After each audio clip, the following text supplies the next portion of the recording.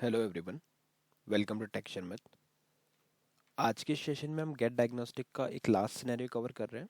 Although हम सारे scenarios gate diagnostic के ऑलरेडी कवर कर चुके हैं। जस्ट लास्ट सेशन में हमने एक देखा था कि कैसे हम कंबाइंड इन्फॉर्मेशन को फेच करते हैं। ठीक है, तो उसी से रिलेटेड एक सेशन और मैं इसमें इंक्लूड कर रहा हूँ, जिसमें हम ये देखेंगे कि अगर आपने कभी कंबाइंड इन्फॉर्मेशन फेच किया है प्रोग्राम में, तो उसमें से कैसे उसको एक्सट्रैक्ट कर सकते हो या कैसे उन वैल्यूज़ को डिस्प्ले करवा सकते हो नीड के अकॉर्डिंग। ठीक है, तो इसके लिए जस्ट एक सेशन और इंक्लूड कर रहे हैं हम गेट डायग्नोस्टिक्स का, जो यहाँ पे हम कवर करेंगे। थोड़ा सा एक बेसिक इंट्रोडक्शन देने के लिए मैं क्या करता हूँ, एक बार आपको फिर से वो टेबल और वो दिखा देता हूँ। तो जिसने ये सेशन पहले वाले सेशंस नहीं देखे उनको एक हेल्प हो जाएगा कि क्या हम एक्चुअल में कर रहे हैं। तो हमारे पास एक टेबल है स्टूडेंट्स टू नेम से। ये वो क्वेरी है जो मैंने ऑलरेडी एग्जीक्यूट करी हुई है, और इस क्वेरी से एक टेबल क्रिएट होगा जहाँ पे दो कॉलम होंगे, स्टूडेंट आईडी और स्टूडेंट नेम। पहला जो कॉलम होगा स्टूडेंट आईडी वो प्राइमरी की होगी। ठीक है, और उसका पर्पस बस यही है कि जब हम कोई रिपीटेड वैल्यू कुछ सेम वैल्यू को इंसर्ट करने का ट्राई करेंगे तो वो डेटा वैल्यू एरर जनरेट करेगा। ऑल्दो जब हम कंबाइंड इंफॉर्मेशन करते हैं, अगर आपका एरर नहीं है उस केस में जो जो इंफॉर्मेशन उसमें रिट्रीव होगी वो रिटर्न कर देगा, और एरर के केस में भी सेम रहेगा। तो ये ऐसा ज़रूरी नहीं है कि आपको एरर जनरेट करना ही है, बट अभी तक जो भी सेशंस हमने देखे उसमें हमने ये देखा कि कैसे हम एरर जनरेट करके उस इन्फॉर्मेशन से कुछ आइडेंटिफाई कर रहे थे। ठीक है, तो उसी अकॉर्डिंग ये एक टेबल हमने बनाई है, और इस टेबल के अंदर मैं डेटा दिखा देता हूँ, और फिर हम वही एक प्रोग्राम के थ्रू डेटा एरर जनरेट करेंगे, डुप्लीकेट की एरर। तो एक क्वेरी रन कर रहा हूँ, select star from Sharmit one slash students two. ठीक है, तो यहाँ पे हमारे पास रिकॉर्ड कितने हैं, 101 से लेकर 101 से 115 तक। ठीक है, ये रिकॉर्ड्स है। अब इस टेबल में अगर हम 115 फिर से एंटर करेंगे तो वो ऑब्वियस सी बात है कि वो वहाँ पे एक एरर जनरेट करेगा। फिर भी मैं एक बार दिखा देता हूँ, इंसर्ट इनटू स्टूडेंट्स टू, और यहाँ पे लाइब्रेरी देंगे हम शर्मित 115, और ये हो गया नेम इसका 115, और यहाँ पे आ जाएगा नेम। ठीक है, अब जैसे ही हम इसको एंटर हिट करेंगे तो आप देखोगे यहाँ पे क्या आ रहा है, डुप्लीकेट की वैल्यू स्पेसिफाइड, मतलब एक डुप्लीकेट की वैल्यू एरर जनरेट हुआ है। इस एरर को और देखने के लिए आप सिंपली यहाँ पे F1 ले सकते हो। जैसे ही आप F1 लोगे वो पूरा आपको उसका डिटेल दे देगा। बट अभी हमारा फोकस किस पे है कि कैसे हम कंबाइंड इन्फॉर्मेशन को रिट्रीव करते हैं। तो ये एरर का सिनेरियो इसलिए दिखाया है जस्ट आपको, कि अगर हम प्रोग्राम के थ्रू एरर जनरेट करते हैं तो उस केस में भी आप कंबाइंड इन्फॉर्मेशन रिट्रीव कर सकते हो, और अगर एरर नहीं है उस केस में भी। ठीक है, तो अभी देख लेते हैं प्रोग्राम।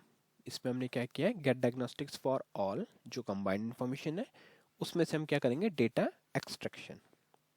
ठीक है, अब दो वेरिएबल हम यहाँ पे यूज करने वाले हैं। पहला वेरिएबल है हमारा जी डी इन्फो, जो वेरकेट 3267 लेंथ का है।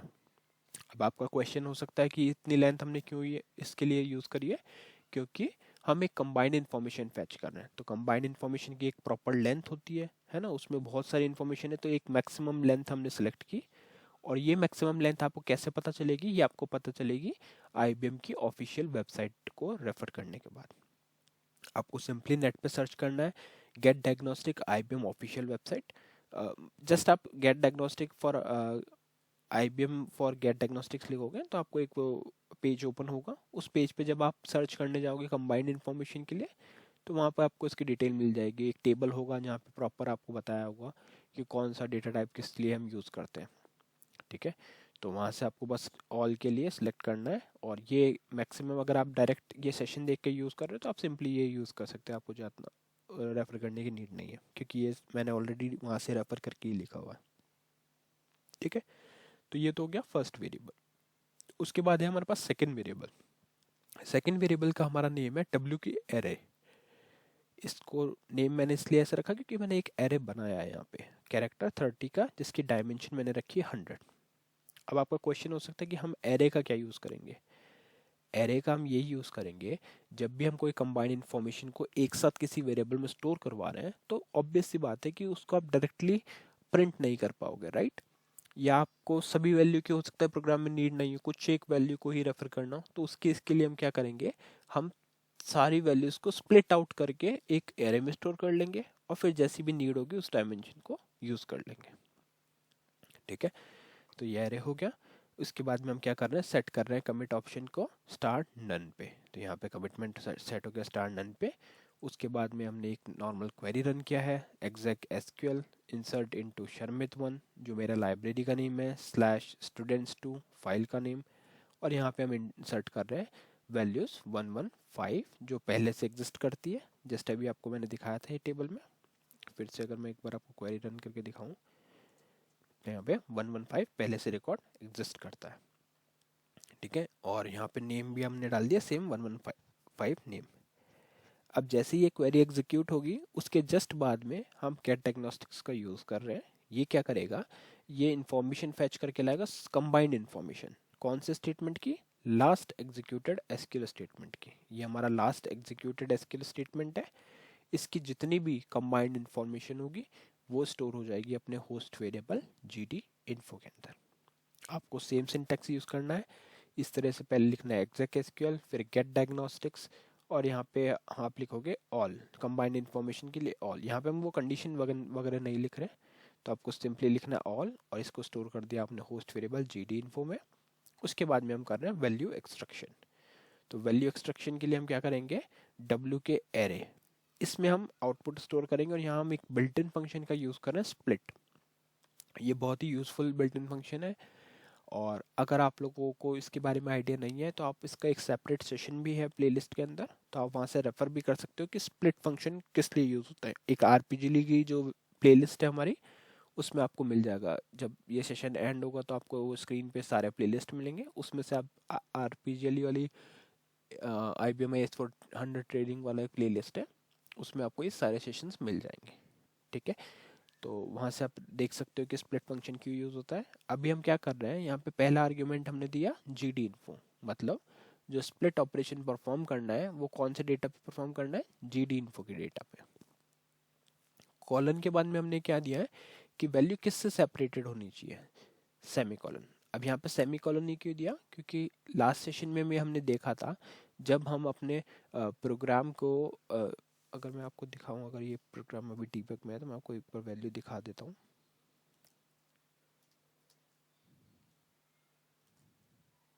ओके, ये डीबग में नहीं है, ठीक है, हम डीबग में भी देखेंगे इसको।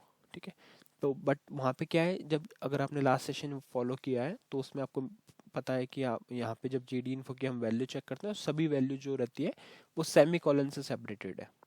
ठीक है, तो स्प्लिट फंक्शन क्या करेगा, हर वैल्यू को सेमी कॉलन से सेपरेट करेगा और उसको एक वैल्यू कंसिडर करके उसको एरे के एक एलिमेंट डायमेंशन पे स्टोर कर देगा। मैंने लेंथ 100 रखी है, आप अपनी वैल्यूज़ के अकॉर्डिंग अपने अकॉर्डिंग डिसाइड कर सकते हो कैसे कस्टमाइज़ करना है, ये आप लोग डिसाइड कर सकते हो। बट ओवरऑल यही रहेगा कि आपको एक वैल्यू को एक एक वैल्यू स्प्लिट होती जाएगी और उसको आप स्टोर कर दोगे। मतलब स्प्लिट फंक्शन लगाने के बाद में आपके सारे वैल्यूज एरे में स्टोर्ड हो गए। अब उसके बाद अगर जैसे मेरे को फर्स्ट डायमेंशन का वैल्यू देखना है तो मैंने यहाँ पे क्या किया, w के एरे 1 और सेट INLR को ऑन कर दिया। ठीक है, तो अभी मैं एक बार इसको कंपाइल करके आपको आउटपुट दिखाता हूँ, फिर हम समझेंगे डीबग में। तो ये हो गया कंपाइल, कॉल किया इसको, तो अभी यहाँ पे वैल्यू प्रिंट कर दी कमांड फंक्शन इंसर्ट। तो ये फर्स्ट जो वैल्यू है वो पूरी एज इट इज इसने आपको शो कर दी कि कमांड फंक्शन जो है वो इंसर्ट है। अब आप एक काम और कर सकते हो, आप चाहो तो इसको भी सेपरेट कर सकते हो इक्वल से, तो आपके पास दो वैल्यू हो जाएंगी। बट वो टोटली डिपेंड करता है कि आप किस पर्पस से इसको यूज़ कर रहे हो, है ना, क्योंकि पर्पस अलग अलग भी हो सकता है मैं इसको किसी और पर्पस, मुझे ये दोनों वैल्यू एक साथ ही शो करना हो, आपको सिर्फ इंसर्ट शो करना हो या सिर्फ कमांड फंक्शन शो करना हो, तो ये आपको डिसाइड करना होगा कि क्या कैसे आप इसको यूज़ करोगे। बट मैंने आपको एक वे बता दिया कि स्प्लिट फंक्शन की हेल्प से आप सभी जो इनपुट वैल्यू है उनको ब्रेक डाउन करके स्टोर कर सकते हो एरे में। एरे का लेंथ क्या होगा ये आप डिसाइड कर सकते हो। तो एक बार बस मैं आपको डीबग पे और दिखा देता हूँ इसको, dbg सोर्स,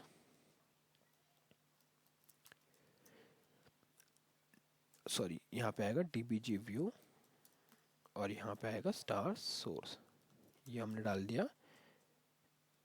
आई थिंक कुछ रॉन्ग है वहाँ पे। dbg view star source enter किया, इसको किया कंपाइल, कंपाइल हो गया। अब इसको हम करेंगे डिबग। डिबग करने के लिए आपको लगाना होगा strdbg और यहाँ पे हम करेंगे F4, प्रोग्राम नेम पेस्ट किया, इसको कर देंगे star yes, enter. Break point set करेंगे BR1, F10 प्रेस करेंगे और इसको फिर से कॉल करते हैं। जैसे ही आप इसको फिर से कॉल करोगे तो आपका ये प्रोग्राम डिबग में आ गया, ये प्रोसेस हुआ, गेट डायग्नोस्टिक्स की वैल्यू आ गई।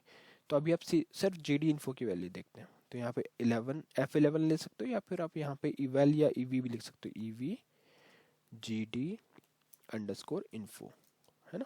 ये भी एक वे है अगर आपको आइडिया नहीं है इसका। नॉर्मली हम लोग क्या करते हैं, यहाँ पे कर्सर रख के F11 प्रेस कर देते हैं जिस भी वैल्यू को देखना है, बट एक्चुअल वे ये होता है कि आप ev भी लिख सकते हो। जैसे ev पे करूँगा तो ये पूरी वैल्यू दिखा दी। सिमिलरली अगर eval लिखूँगा तो भी ये वैल्यू मुझे मिल जाएगी, gd_ और यहाँ पे आ जाएगा इन्फो। ठीक है, तो ये आ गया। अब इस वैल्यू ये तो कंबाइंड इन्फॉर्मेशन, जो वैल्यू हमने स्टोर करी GD इन्फो में वो कंबाइंड इन्फॉर्मेशन है। अब यहाँ देख रहे हो सारा सेमी कॉलन से सेपरेटेड है, ये एक सेमी कॉलन है, फिर इसके बाद में यहाँ पे एक सेमी कॉलन है। तो ये टोटली इस चीज़ पे डिपेंड करता है ना। सेमी कॉलन जैसे ही आएगा वो ब्रेक कर देगा। इसी का हमने यूज़ किया और इसी की तरह हमने क्या करा, एरे मिन को स्टोर कर लिया। तो अगर मैं यहाँ पे F10 करके दिखाऊँ आपको, इधर यहाँ पे हम करते हैं F10 और फिर एरे की वैल्यू अगर देखें F11 या ev से या eval से, तो कुछ इस तरह से मिलेगा, दिख रहा है। पहले डायमेंशन पे कमांड फंक्शन की वैल्यू आ गई, सेकंड डायमेंशन पे कमांड फंक्शन कोड की आ गई, ऐसे सेपरेट सेपरेट वैल्यू पूरा उनका आउटपुट के साथ में आपको मिल रहा। पेज डाउन करते रहो, जितनी वैल्यूज़ हैं उस अकॉर्डिंग। अब जैसे मैंने 100 लिया था बट लास्ट वैल्यू शायद 46 तक ही थी, इसलिए इसने 46 तक लिया, बाकी सब ब्लैंक रखा। ठीक है, अब आप चाहो तो एक लूप चला के इन सब वैल्यूज़ को प्रिंट भी कर सकते हो। जैसे लास्ट वैल्यू यहाँ पे और भी है, तो वो डिपेंड करेगा कि कैसे आप उसको फेच कर रहे हो, है ना। बट ओवरऑल पर्पस क्या है कि आप इस तरह से एक एरे में वैल्यू को स्टोर कर लोगे और फिर जैसे अभी यहाँ पे हमने डिस्प्ले कराया एरे ऑफ 1, या फिर आप यहाँ पे सिंपली कर सकते हो eval wk एरे ऑफ 1, तो ये वैल्यू आ गई आपके पास। उसी तरह से अगर एरे ऑफ 2 देखना है तो हम एरे ऑफ 2 भी देख सकते हैं। उसी तरह से एरे ऑफ 3 देखना है तो वो भी देखा जाएगा। जो भी आपका डायमेंशन है आप वो यहाँ पे प्रोवाइड कर दोगे, वो वैल्यू आपको ला के देगा। तो ये एक सिंपलेस्ट वे मैंने आपको बताया जिसके थ्रू अगर आपने प्रोग्राम में गेट डायग्नोस्टिक की कंबाइंड इन्फॉर्मेशन ली है और उसमें से कोई पर्टिकुलर वैल्यू ही आपको यूज़ करनी है, तो आप स्प्लिट कर सकते हो। स्प्लिट करने के बाद में आप वो डायमेंशन देख सकते हो कहाँ पे वो वैल्यू है और उस डायमेंशन का यूज़ कर सकते हो। ठीक है, या फिर आप चाहो तो सबस्ट्रिंग की हेल्प से भी कर सकते हो डेटा फैच, बट वो थोड़ा सा क्या टिपिकल हो जाएगा, आपको एक काउंट करना पड़ेगा, फिर उसको स्प्लिट करना पड़ेगा। उससे बेटर है कि आप पहले स्प्लिट फंक्शन की हेल्प से एक एरे में स्टोर कर लो और फिर अगर नीड है तो सबस्ट्रिंग लगा लो, है ना। तो इस सेशन के लिए इतना ही था। आई होप ये सेशन आपको क्लियर हुआ होगा। इसी के साथ हमारा गेट डायग्नोस्टिक का टॉपिक भी क्लियर होगा। हमने अभी तक सारे सिनेरियोज जो मोस्ट इंपॉर्टेंट या मोस्ट यूजफुल सिनेरियोज हैं वो हमने कवर कर लिए। बाकी इससे रिलेटेड और भी बहुत सारी इन्फॉर्मेशन इंडिविजुअल आप देख सकते हो, तो आपको एक आइडिया हो गया कि कैसे कंबाइंड का यूज़ करते हैं, या नेट पे कैसे जाके IBM की ऑफिशियल वेबसाइट से इसको रेफर करके आप कोड लिख सकते हो, वो आपको आइडिया हो गया अभी। ठीक है, तो हाँ, अब हम नेक्स्ट सेशन से कुछ और टॉपिक स्टार्ट करेंगे। तो thank you for watching texture math.